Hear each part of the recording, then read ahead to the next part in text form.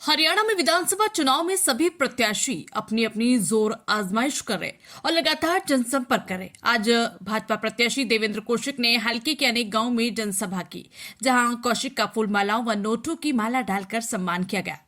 देवेंद्र कौशिक ने कहा कि जो लोग कहते हैं खदरा बिकाऊ है, खदरा बिकाऊ नहीं, खदरा टिकाऊ है।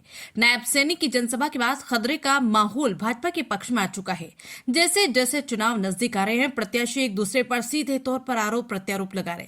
जाने क्यों बताया कुलदीप शर्मा को दौड़ से बाहर, जाने क्या बोले पूर्व विधायक निर्मल चौधरी। सोनीपत से सिंडिकेट समाचार के लिए राम सुखी चिक्कारा की रिपोर्ट।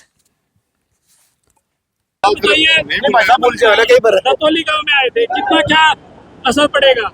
देखिए, सीएम साहब दतौली में आए थे, बहुत भारी जनसमूह यहाँ पे जुटा था और मुख्यमंत्री की रैली के बाद मुझे लगता है पूरे खतरे का माहौल बदल गया है। तो कितनी बड़ी जीत मान के चलते हैं खतरे से? बहुत बड़ी जीत। एक तरफा चुनाव खतरा में रहेगा। जो लोग ये बकवास करते हैं खतरा बिकाऊ आ रही है, उनको खतरा जवाब देगा। सर, गन्नौर के जो पूर्व एमएलए हैं वो कह रहे हैं कि अब होगा न्याय। वो कैसा न्याय मांग रहे हैं? पूर्व एमएलए तो नहीं बोल रहा कोई भी। एमएलए कौन है? पूरा कुलदीप शर्मा। कुलदीप शर्मा जी अब ने होगा न्याय। 10 साल में पीछे वो रहे तो उन्होंने कोई काम किया नहीं, जनता उनका साथ नहीं दे रही, वो चुनाव की रेस से बाहर है।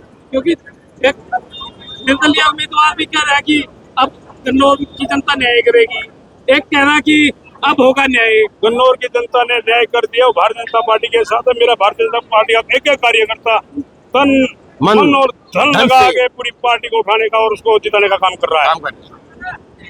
Thank you. बताइए मैडम, आप हर जनसभा में कहती है कि बहरूपियों से बचिए। बहरूपिया कौन है? ये जनता बता देगी।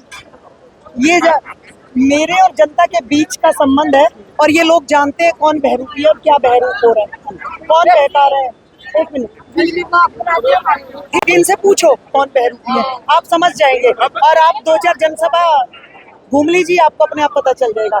हमारा मतलब ये है कि कोई भी किसी को गुमराह ना करे, वोटर को जो है अपनी इच्छा से अपनी सूझबूझ के साथ वोट डाले, किसी बहकावे में ना आए। तो कुलदीप शर्मा ये कह रहे हैं अब होगा न्याय, क्योंकि कांग्रेस है ना, क्या कहेंगे? देखिए, उनके लिए मेरा कुछ बोलना नहीं बनता, तो वो पार्टी कांग्रेस है। मेरे लिए मेरी भाजपा की बात कीजिए बस, उसके अलावा आपकी टिकट मैं भाजपा कटने का क्या कारण रहा? मेरी टिकट कटी का, मेरे भाई को दे दी, क्या दिक्कत हो गई इसमें? टिकटें तो यूं ही चलती है, ये तो संगठन है, परिवार है। कभी किसी को पीछे मुझे मिली थी तो मुझे आज इतनी तसल्ली रखनी चाहिए, आज उनको दे दी है तो भी हम उतनी हिम्मत से काम कर रहे हैं, उतनी मेहनत के साथ काम कर रहे हैं।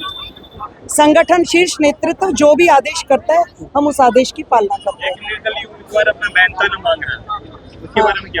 तो मेहनताना तो मजदूर मांगते हैं, उसका कौन सा मेहनताना, ये उनसे पूछिए कि जब आए थे, जब कहाँ थे और आज कहाँ हैं। 5 साल मेहनताना तो इस गरीब जनता का लिया गया होगा ना उसने। मैंने कहा था कि एक ईडी की जांच मेरी कराओ और एक उसकी करवाओ, तो मेहनताना पता चलेगा। गन्नौर की राजनीति जो इस समय आ चुकी है मैडम जी, के एक दूसरे पर आरोप प्रत्यारोप लग रहे हैं। नहीं, आरोप और प्रत्यारोप, मैं कैंडिडेट नहीं हूँ, ये मुझे क्यों टारगेट किया जा रहा है? मैं कोई चुनाव नहीं लड़ रही। मेरा सिर्फ इतना कसूर है कि मैं टिकट कटने के बाद भी भारतीय जनता पार्टी की दिल से मदद कर रही हूँ, मेरा बस इतना कसूर है, इसीलिए मुझे टारगेट किया जा रहा है। और अगर मैं ऐसा ना करूँ तो मैं भी अपना फ्री हूँ। वो लोग सोचते हैं कि जैसे हम छोड़ के भाग लिए, लोग भी ऐसे ही बैठ जाए, रूस के बैठ जाए। मैं क्यों रूसूं? संगठन की बात है, संगठन का यही सुंदर स्वरूप है। पहले मुझे दी, आज इन्हें दी है, कल किसी और को होगी।